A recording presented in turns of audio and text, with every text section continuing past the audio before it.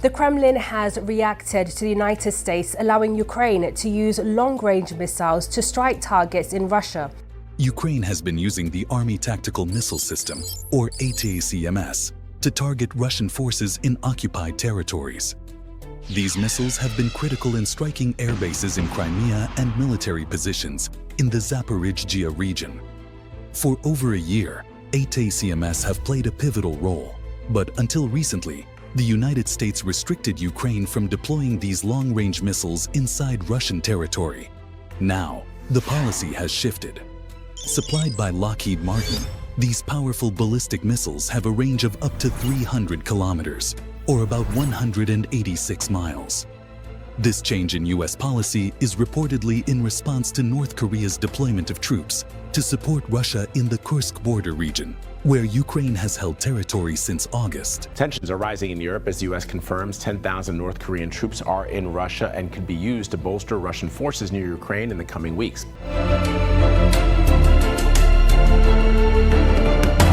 To understand the importance of ATACMS, let's compare them to other artillery systems. First, the M777 howitzer. While it's a reliable and cost-effective artillery system, its range is limited to just 25 miles, or approximately 40 kilometers. This makes it effective for frontline operations, but limits its ability to strike distant targets. Next is the HIMARS, High Mobility Artillery Rocket System. This system doubles the range of the M777, reaching up to 50 miles, or around 80 kilometers, allowing it to target locations farther from the front lines. Finally, the ATACMS. These missiles far surpass both the howitzer and HIMARS in terms of range, striking targets up to 190 miles, or approximately 300 kilometers away. This capability allows Ukraine to hit deep into Russian-controlled territory, targeting critical infrastructure, logistics hubs, and command centers. Now, let's look at Russian artillery systems for comparison. The Soviet-era D-30 howitzer, a towed artillery piece, has a range of only 13 miles, or around 22 kilometers, making it significantly less effective for long-range engagements. Meanwhile, Russia's self-propelled artillery guns are designed for mobility, employing a shoot-and-move strategy. This allows them to quickly reposition after firing, making them harder to target. The Russian self-propelled artillery gun has a range of approximately 25 miles, or roughly 40 kilometers. This range gives it a significant edge over older systems, like the D-30 howitzer, by combining mobility and firepower. Moving further up the range spectrum, we have the BM-30 Smerch multiple launch rocket system. This system delivers powerful salvos over a range of 45 miles, or around 70 kilometers, providing substantial reach for its class. Finally, Russia holds a considerable advantage with the Kinzhal missile. This advanced missile can be launched from both ground and air platforms, typically from fighter jets, and boasts an extraordinary range of approximately 2,000 kilometers, or 1,242 miles. Now, let's take a closer look at the ATACMS missile and its variations. This missile is designed to operate from two primary platforms, the HIMARS and the MLRs. While the HIMARS can carry a single missile pod, the M270 MLRs carries two missile pods, enhancing its payload capacity.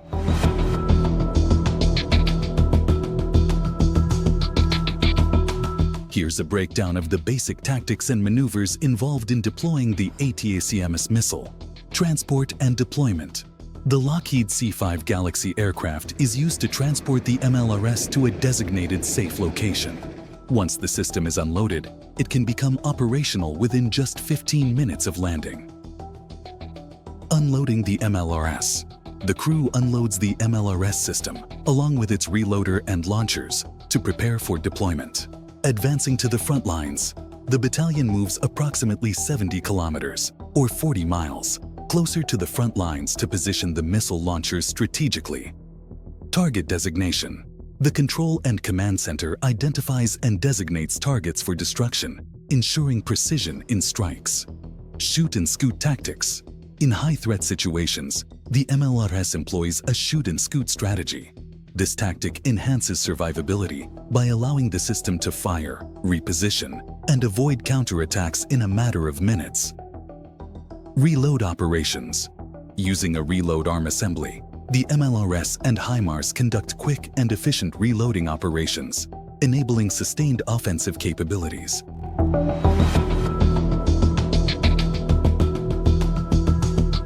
Ukraine relies on these long-range missiles to execute bold maneuvers.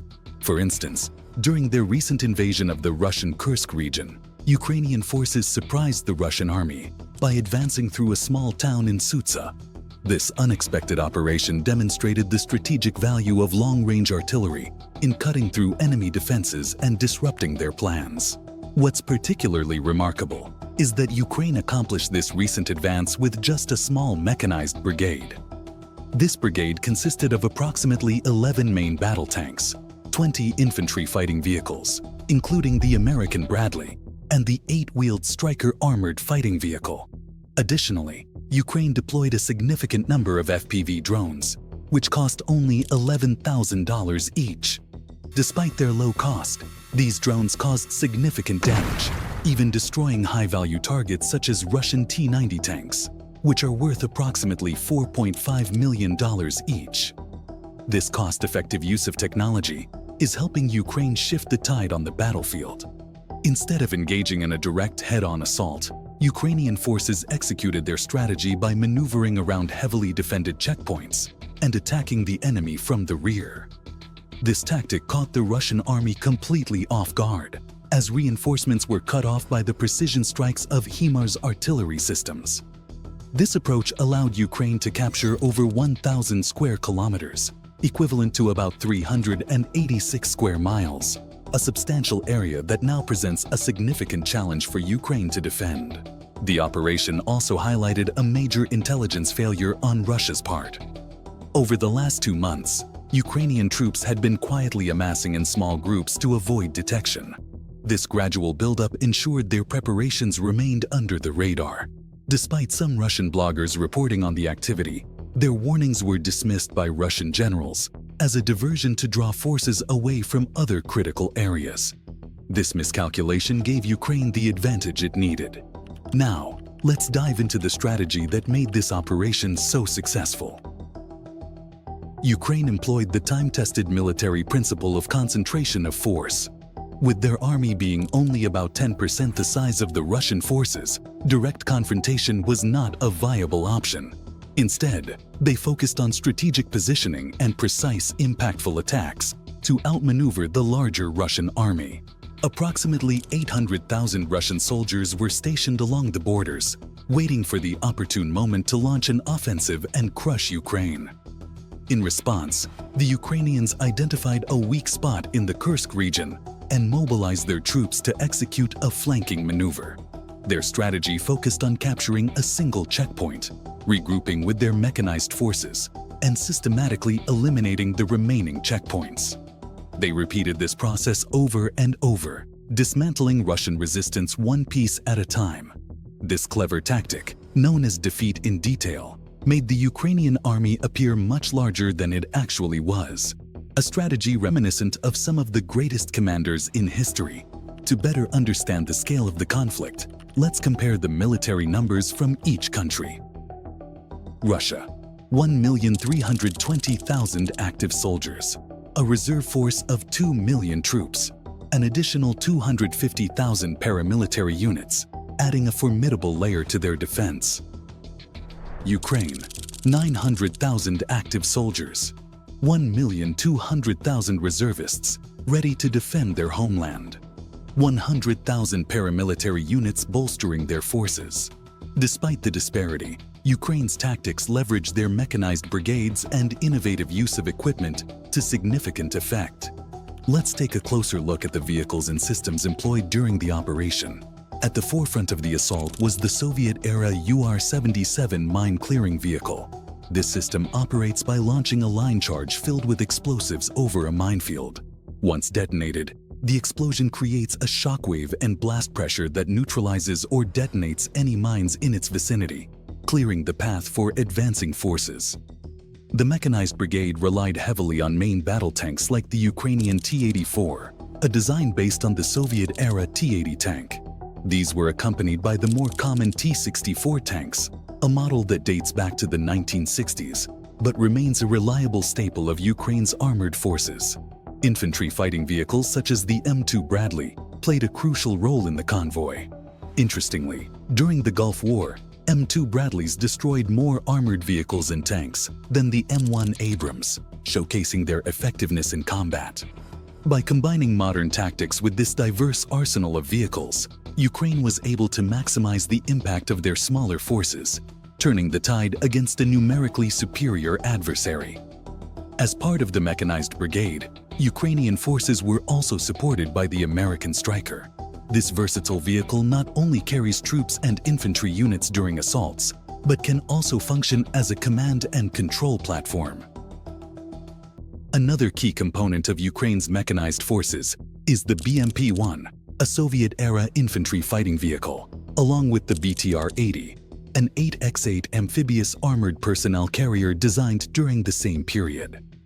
Together, these vehicles provide mobility, firepower, and flexibility on the battlefield. Let's move to Scenario 1 of the Russian strategy in Ukraine. The Russian army is currently focused on closing the gap in Vin, a strategically vital area that plays a critical role in their military objectives. Their primary goal is to secure this line and indirectly annex the surrounding region, solidifying their control and cutting off Ukrainian advances.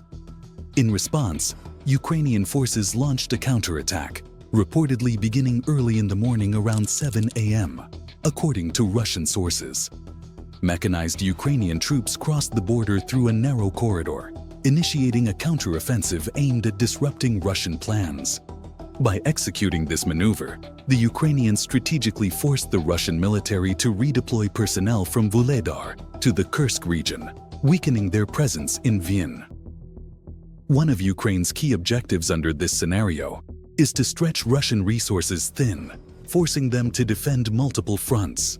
This tactic could provide Ukraine with an opportunity to retake Vin, gaining the upper hand in this critical region.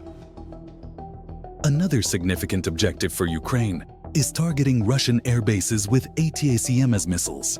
One such airbase, used to launch Su-34 aircraft equipped with Fabi-500 glide bombs, has become a priority. These glide bombs, dropped from a considerable distance, have inflicted devastating damage on Ukrainian forces. The Fabi-500 is a formidable weapon, weighing approximately 500 kilograms, or 1,100 pounds.